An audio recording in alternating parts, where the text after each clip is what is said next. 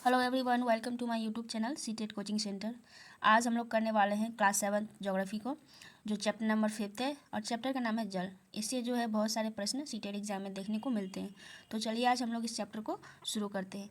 आप लोगों से एक रिक्वेस्ट है कि अगर आप लोगों को वीडियो पसंद आती है तो आप लोग जो है वीडियो को लाइक कर दिया कीजिए और वीडियो को जो है शेयर कर दिया कीजिए, ताकि जो वीडियो सभी बच्चों के पास पहुँच जाए। तो चलिए आज हम लोग शुरू करते हैं।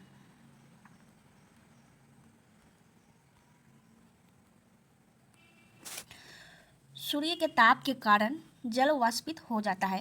ठंडा होने पर जल वाष्प संघनित होकर बादलों का रूप ले लेता है। सूर्य की जो ताप के कारण जो है जल क्या होता है, वाष्पित हो जाता है और ठंडा होने पर जल वाष्प जो है संघनित होकर बादलों का रूप ले लेता है। यहाँ से यह वर्षा, हिम अथवा सहिम वृष्टि के रूप में धरती या समुद्र पर नीचे गिरती है। जिस प्रक्रम में जल लगातार अपने स्वरूप को बदलता रहता है और महासागरों, वायुमंडल एवं धरती के बीच चक्कर लगाता रहता है, उसको ही जल चक्र कहा जाता है। तो एनसीईआरटी बुक में जो है जल चक्र के बारे में बताया गया है। यहाँ पे जो है एक फिगर भी दिया गया है। आप लोगों के पास अगर होगा तो देख सकते हैं, उसमें जल चक्र को बताया गया है। तो किस प्रकार जल चक्र होता है? सूर्य जो है ताप के कारण जल को वाष्पित करता है और ठंडा होने के बाद जो है जलवाष्प संघनित हो जाता है और संघनित होने के बाद बादल का रूप ले लेता है। यहाँ जो है वर्षा, हिम अथवा सहिम वृष्टि के रूप में धरती या समुद्र पर नीचे गिरता है। जिस प्रक्रम में जल लगातार अपने स्वरूप को बदलता रहता है और महासागरों, वायुमंडल एवं धरती के बीच चक्कर लगाता रहता है, उसी को क्या कहा जाता है? जल चक्र कहा जाता है। इस चीज़ को याद रखिएगा। चलिए फिर हम लोग दूसरी चीज़ों को देखते हैं। यहाँ पे एक बताया गया है डाटा। लवणता 1000 ग्राम जल में जो है मौजूद नमक की मात्रा होती है महासागर की औसत लवणता का 35%। 35 भाग प्रति 1000 ग्राम जो है लवणता 1000 ग्राम जल में मौजूद नमक की मात्रा होती है। महासागर की औसत लवणता कितना होता है? तो 35 भाग प्रति 1000 ग्राम। इस चीज़ को याद रखना है। हमारी पृथ्वी यज्ञशाला के समान है, जो जल शताब्दियों पूर्व उपस्थित था वहीं आज भी मौजूद है। जिस जल का प्रयोग आज हम हरियाणा के खेत में सिंचाई के लिए कर रहे हैं, हो सकता है कि वह सैकड़ों वर्ष पहले अमेजन नदी में बहता हो। अलवण जल के मुख्य स्रोत नदी, तालाब, सोते एवं हिमनद है। महासागरों एवं समुद्रों का जल लवणीय होता है। इसमें अधिकांश नमक सोडियम क्लोराइड या खाने में उपयोग किया जाने वाला नमक होता है। फिर हम लोग देखते हैं जल का वितरण। जल का वितरण किस प्रकार होता है? हम सभी जानते हैं कि पृथ्वी की सतह का 3/4 भाग, पृथ्वी की सतह का कितना भाग? 3/4 भाग जल से ढका है। तो ये डाटा आप लोग याद रखिएगा कि पृथ्वी की सतह का जो 3/4 भाग क्या है? जल से ढका हुआ है। यदि धरती पर थल की अपेक्षा जल अधिक है तो अनेक देशों में जल की कमी का सामना क्यों करना पड़ता है?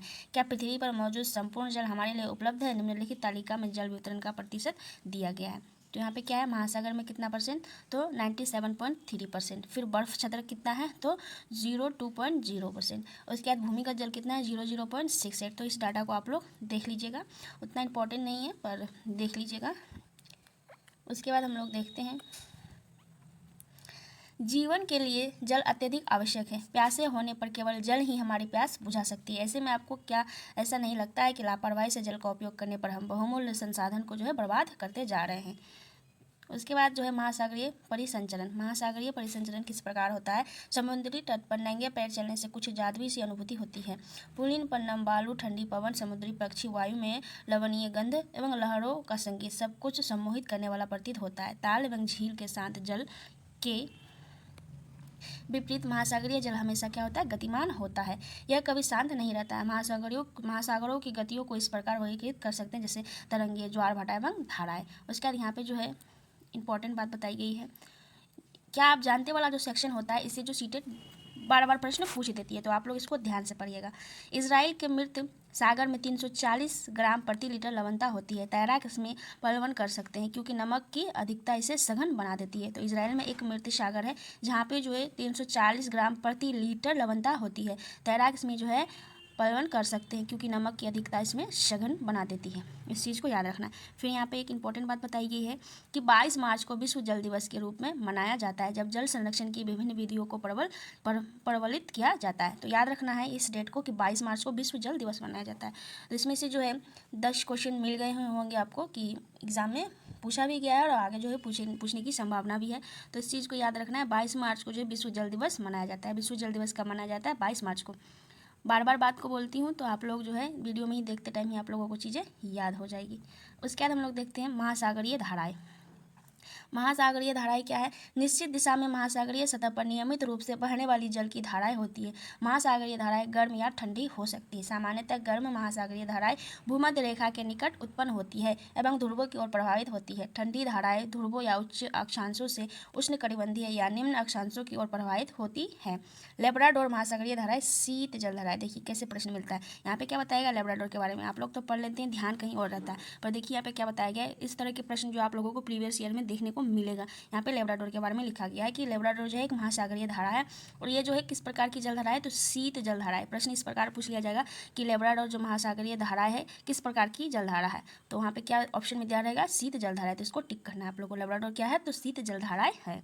उसके बाद देखते हैं, जबकि गल्फ स्ट्रीम गर्म जलधारा है। महासागरीय धाराएं किसी क्षेत्र के ताप को प्रभावित करती है। देखिए यहाँ पे गल्फ स्ट्रीम के बारे में बताया गया है, तो ये क्या है? तो ये गर्म जलधारा है।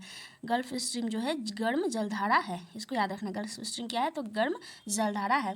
महासागरीय धाराएं किसी क्षेत्र के तापमान को प्रभावित करती है। गर्म धाराओं से स्थलीय सतह का तापमान गर्म हो जाता है। जिस स्थान पर गर्म एवं शीत जलधाराएं मिलती है वह स्थान विश्व भर में सर्वोच्च मत्स्य क्षेत्र माना जाता है। जापान के आसपास एवं उत्तर अमेरिका के पूर्वी तट इसके कुछ उदाहरण हैं। जहां गर्म एवं ठंडी जलधाराएं मिलती हैं वहां कोहरे वाला मौसम बनता है। इसके फलस्वरूप जो है नौ संचालन में बाधा उत्पन्न होती है। तो यहाँ पे कुछ जो है प्रशांत महासागर की जलधाराएं बताई गई है। तो एक होती है महासागरीय धाराएं गर्म जलधारा और दूसरी होती है ठंडी जलधारा। तो उत्तरी विषुवतीय जलधारा क्या है? गर्म। उसका क्यूराइल जलधारा जो है ठंडी जलधारा है। फिर और दो चार जो इंपॉर्टेंट है उसको भी यहाँ पे बताया गया है।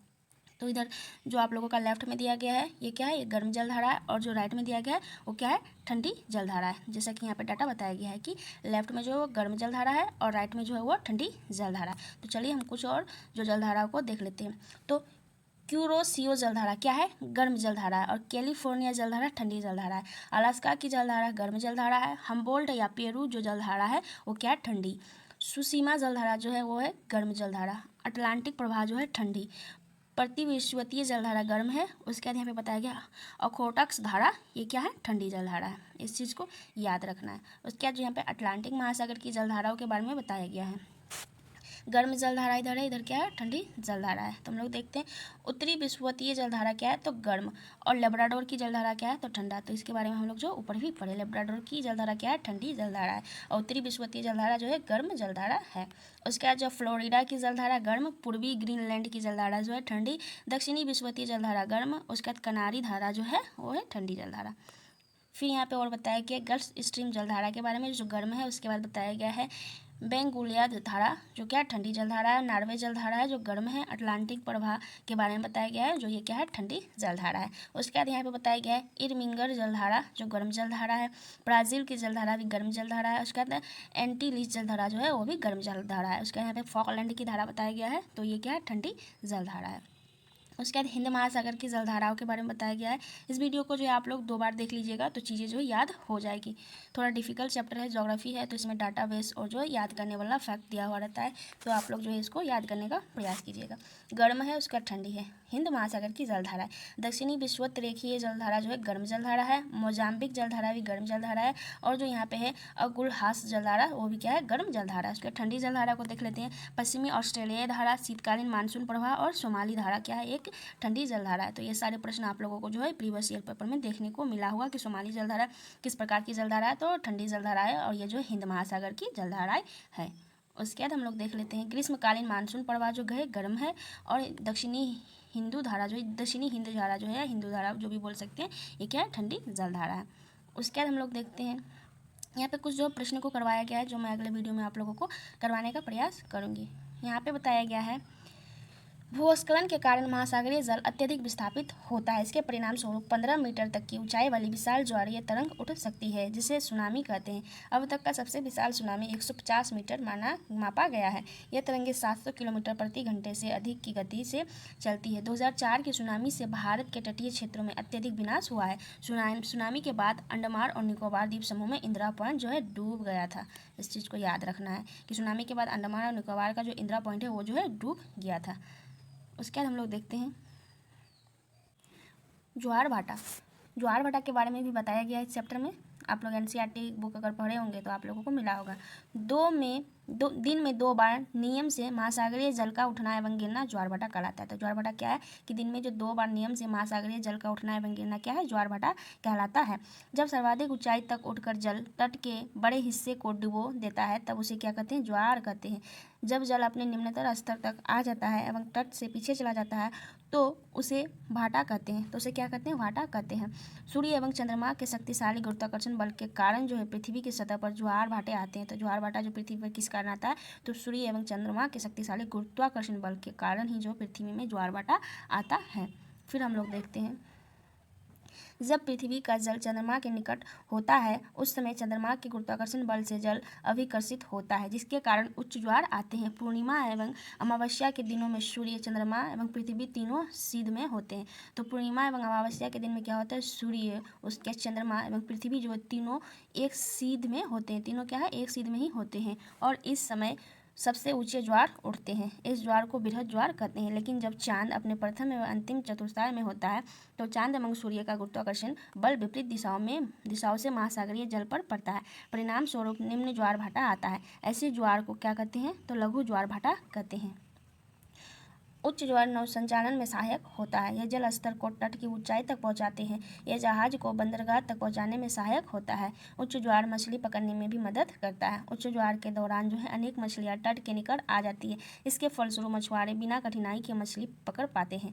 कुछ स्थानों पर ज्वार भाटे से होने वाले जल के उतार चढ़ाव का उपयोग विद्युत उत्पन्न करने के लिए भी किया जाता है। उसके बाद यहाँ इस चैप्टर के जो कुछ टॉपिक्स के जो है प्रश्न को करवाया गया है, तो मैं अगले वीडियो में आप लोगों को करवाने का प्रयास करूँगी। अगर वीडियो अच्छी लगी हो तो चैनल को आप लोग सब्सक्राइब जरूर कीजिएगा, वीडियो को थोड़ा शेयर कर दीजिए। उसके बाद मिलते हैं नेक्स्ट वीडियो में। धन्यवाद।